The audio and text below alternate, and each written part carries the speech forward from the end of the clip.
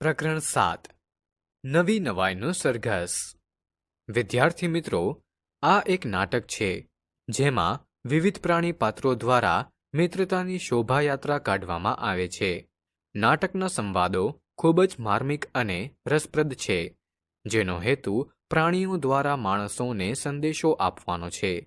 આ પ્રાણી પાત્રો દ્વારા માનવજાતને મિત્રતાનો અર્થ સમજાવવાનો હેતુ છે. પ્રાણીઓના સુંદર અને ઊંડા સંવાદો દ્વારા આ નાટક માનવજાત માટે પણ મિત્રતાનું મહત્વ સમજાવે છે. મોટા શહેરની એક ગલી. સવારના 10નો સમય. પ્રાણીઓના મોહરા પહેરેલા 5-6 બાળકો ગલીમાં ફરી રહ્યા છે. એમાં ગાય, બળદ, કૂતરો, બકરી, બિલાડી છે. ત્યાં જ એક બાળક કૂતરાનું મોહરું પહેરેલો એક શ્વાસે દોડતો દોડતો આવે છે. સાંભળો, બધા સાંભળો. વાવ વાવ, સાંભળો. શું છે આટલું બધું? આમ ગભરાયેલો કેમ લાગે છે? અરે, તમને ખબર નથી? આપણા શહેરના 4 રસ્તે ભારે તોફાન ચાલે છે. જબરદસ્ત તોફાન. જા જા, તને કોણે કહ્યું? હું હમણાં ત્યાંથી જ તો આવી. મને તો 4 રસ્તા પાસેથી ફરીને હમણાં જ આવેલા મારા દોસ્ત ભોલુએ કહ્યું. ટોમી અને ભોલુને કોણે કહ્યું? કોઈએ નહીં. મારી માં એ તો પોતાની સગી આંખે જોઈને ચાલ્યો આવે છે. જોયું હોય તો માનવું પડે, આપણાથી ના ન પડાય. ત્યારે હું કંઈ અમથું કહેવાનો હતો? વાત સાંભળવાને બદલે ખાલી પેલી સવાલ પૂછ્યા કરો છો તે. બહુ ભારે ભાઈ, બહુ ભારે. ધમાલ તે કેવી ધમાલ! એને એક પાણો આમથી બીજો પાણો તેમથી આવે. લોક લાકડીઓ લઈને દોડે છે, ડાબેથી જમણે ને જમણેથી ડાબે. અરે, પણ કાલ સુધી તો આવું કંઈ ન હોતું. મારામારી આટલી જલ્દી થઈ જાય? એ તો એવું જ. જેને 2 પગ હોય તે તો ગમે ત્યારે ગમે તે કરે, એવું મારા દાદાના દાદા કહેતા હતા. તે તારા દાદાના દાદાએ કહેલું તે સાંભળવા ગયો તો? ગાંડી, એવું નહીં. એમણે મારા દાદાને કીધું ને મારા દાદાએ મને. એ ભાગો ભાગો, પથ્થરબાજી, ધમાચકડી, લાતાલાતી, મુક્કા મુક્કી, જે વચ્ચે આવી ગયું તેનો ખીમો. ભાગો ભાગો, દોડો દોડો. અલિયા, તું આમ ગભરાટ ફેલાવું નહીં. જરા ટળો પડ. એમ કઈ ઘર બહાર મૂકીને દોડી ન જવાય. ઘરને બહાર તો તમારે હોય ગૌરીબાઈ. અમે તો આમે બહાર પડી રહીએ રસ્તા પર. અહીંથી જઈને બીજે રસ્તે, બીજી ગલીમાં. કેમ ટોમી? લો, આ ગંગુજી આવ્યા. માણસ તો એવું જ કરે. જોને, આ ગંગુની પીઠે ચાંદુ થયું છે, તોય એનો માલિક એની દવા નથી કરતો. રોજ કામ કરાવે છે, સ્વાર્થનો સગો. આ બધું પછી પહેલા આ ધમાલની વાત માંડો. આપણે આપણો વિચાર તો કરવો પડે ને. આપણે શું કરીએ? એમને લડવાની ના શી રીતે પાડીએ? મારા માલિક પણ ચા પીધા પછી બહુ ગાંઠા પાડે છે. કોઈનું માનતા નથી. મને ખબર છે, ઠેઠ રસ્તા પર સંભળાય છે એમનો અવાજ. સાચું, પણ તે વખતે મારાથી શું થાય? એકલો એકલો ભસું તે કોણ સમજે? હવે તો 100 વાતની એક વાત. માણસો માહો માહે ઝઘડે છે, તે ઝઘડવા દેવા છે કે આપણે વચ્ચે પડીને એમને? મારી વાત માનો, નકામા ડફણા ખાશો. માણસ જાતની વાતમાં વચ્ચે પડવા જેવું જ નથી. મારે તો નથી જ પડવું. તમને ગમે તે તમે કરો. દોડો દોડો, આગ, કાકડા, કેરોસીન બધું સળગે છે. બંદૂકની ગોળીઓ ધડામ ધમ ભડામ ભમ. ગાંડા થઈ ગયા છે બધાએ. ભાગો. ઊભા રહો. ગૌરી, તું માંદી હતી ત્યારે ડોક્ટરને કોણે બોલાવેલા? મારા માલિકે જ. ભગવાન એમને 100 વર્ષના કરે. ને કાળુ, તને ઉલટીઓ થતી હતી ત્યારે દવા કોણે આપેલી? જે ઓટલે પડી રહું છું તે ઘરના જમનાબાએ જ તો. તો એ બધાને નુકસાન થવા દેવાય? આપણને ઝઘડો કરવાની ના પાડે છે તે એમને ઝઘડા કરવા દેવાય? જરા વિચાર કરો. રોકવા તો જોઈએ, પણ શી રીતે રોકીએ? છે કોઈનામાં આવડત? મારી પાસે છે, પણ એમાં તમારી મદદ જોઈએ છે. છો તૈયાર? જો અડ્ધર પદ્ધર વાત ન કરતો. મારી પાસે ફાલતુ ટાઈમ નથી. કઈ થાય એવું હોય તો જ બોલજે. જુઓ, આપણો સરઘસ એકદમ ટનાટન હોવું જોઈએ. લાંબો, લચક અને સહુએ સરખા ચાલવાનું, આડાવડા નહીં. પણ એમાં તો આપણને પોલીસ પકડી ના લે. પેલું શું કહેવાય છે, કફરું કે કફુ કે એવું જ કંઈક. તે ચાલતું હોય તો? એને કરફ્યુ કહેવાય. ભાન પડે છે કાંઈ? એ જે કહેવાય તે. મને તો ખાલી એટલી ખબર છે કે એવામાં રસ્તે ફરતા હોય તેને પકડી લે. એમાં આપણને કશું નહીં. એ તો માણસને જ પકડે. 4 પગવાળા તો ત્યારે રસ્તે ફરતા જોયા છે. કેમ બધું? તે જોયા છે ને? મને 4 પગ નથી, 2 જ છે. મને પકડી લે તો? તું પંખીની નાતમાં આવે, તારી જાત જુદી. બધા વાતને આડે પાટે લઈ જવામાં એક નંબર છો. હવે વચ્ચે બોલવાનું નથી બિલકુલ. ચાલો, સાંભળી લો શું કરવાનું છે તે. અને આ છેલ્લી વાર. અને હવે કોઈ બોલશે ને તો શાંતિ. મગજ ઠંડુ રાખીને કામ કરો. જુઓ, આપણે સરઘસ કાઢીને 4 રસ્તા પર જવાનું છે. અને આ સરઘસ સાદું નથી, નવી નવાઈનું છે. એ વળી કેવું? આપણે કપડાં પહેરવાના છે? ના ના, આપણે દોસ્તીનું સરઘસ કાઢવાનું છે. તારે તારી પીઠ પર કાબરી બિલાડીને બેસાડવાની. કાબરીની બેન માંજરી બિલાડી પર કકુ કુકડાનું બચ્ચું બેસે. હોય કંઈ? મારી પીઠ પર કાબરીને બેસાડું?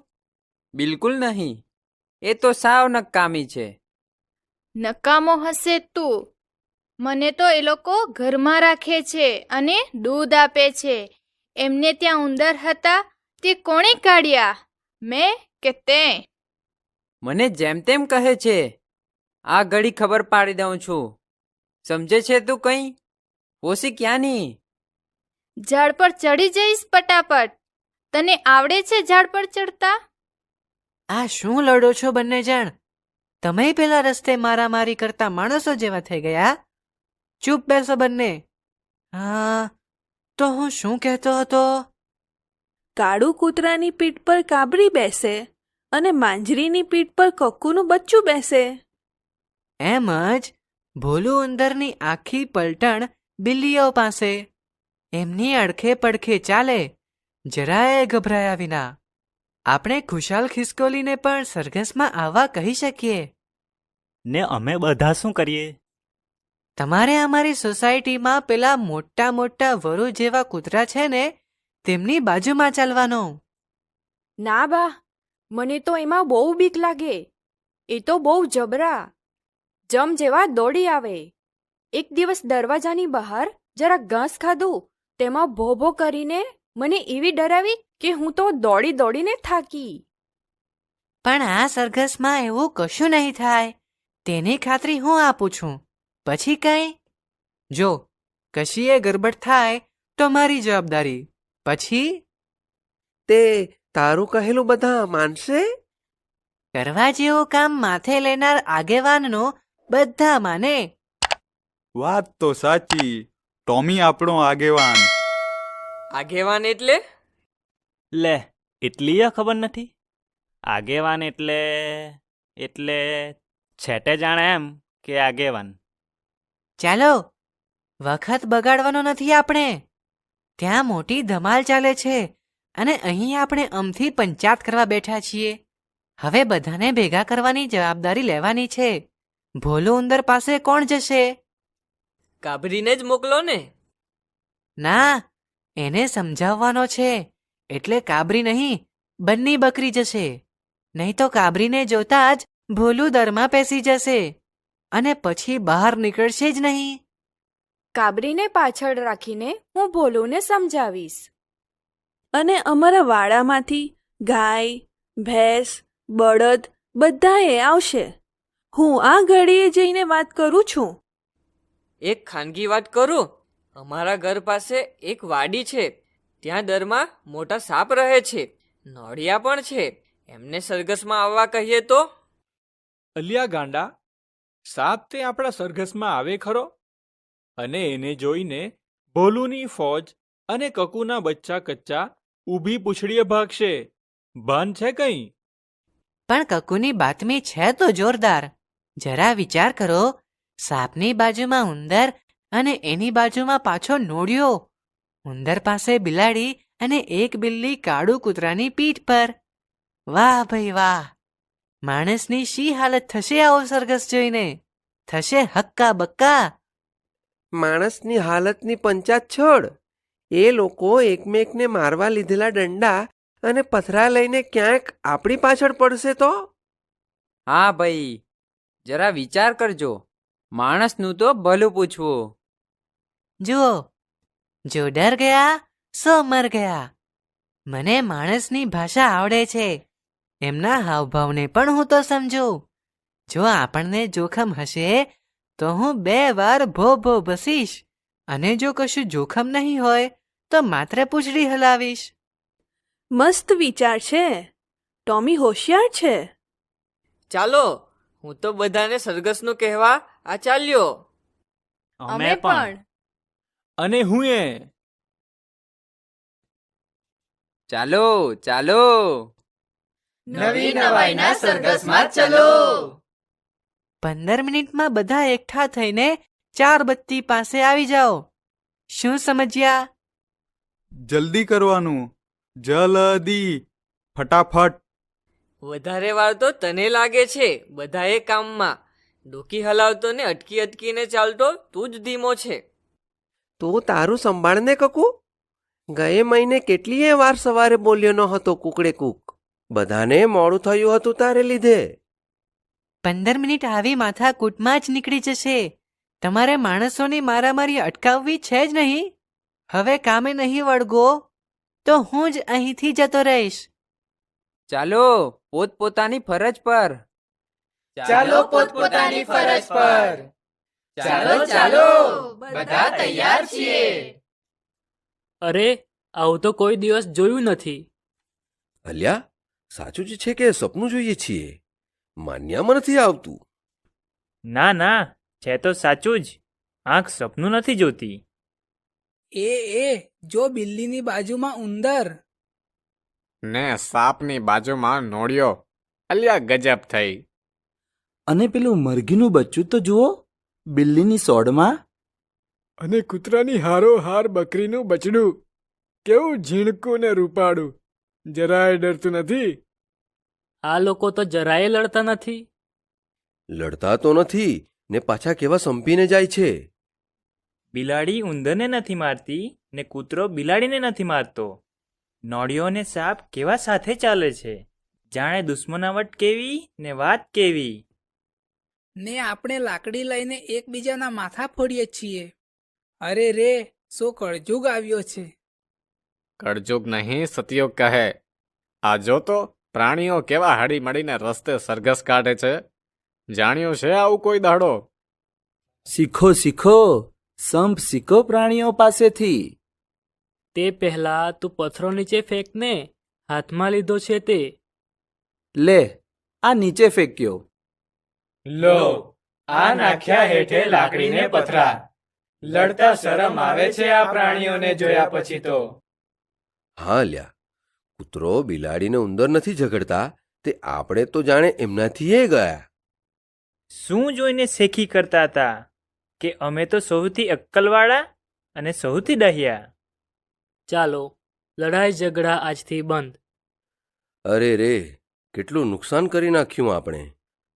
પેલી ફેક્ટરી તોડી અને ત્યાં બસ પર પથરા ફેંક્યા. દૂર દૂર પથરા નાખ્યા. કોઈને વાગ્યું અને કોઈ ભોંયે પડ્યા. બહુ ખોટું થઈ ગયું. હવે તો કંઈક શીખીએ. આજથી તો નવી શરૂઆત કરીએ. આ પ્રાણીઓ નથી બોલતા, નથી એમણે ચોપડીઓ વાંચી, નથી ભાષણો સાંભળ્યા, છતાં જુઓ એમને. શરમાવું જોઈએ આપણે. સમજાય છે કંઈ? સાચી વાત છે. આપણે સામે જઈને પ્રાણીઓના આ ડહાપણને વધાવીએ. બિલકુલ ખરું. નાટકમાં ટોમી કૂતરો, ગૌરી ગાય, બન્ની બકરી, કકુ કૂકડો, કાળુ કૂતરો, ગંગુ ગધેડો અને ટીલિયો ઘોડો જેવા વિવિધ પ્રાણી પાત્રો તેમના મિત્રો અને સમુદાય માટે ચિંતા દર્શાવતા હોય છે. તેઓ માનવજાતની ક્રિયાઓથી પ્રભાવિત થાય છે અને તેમની સમસ્યાઓની ચર્ચા કરે છે.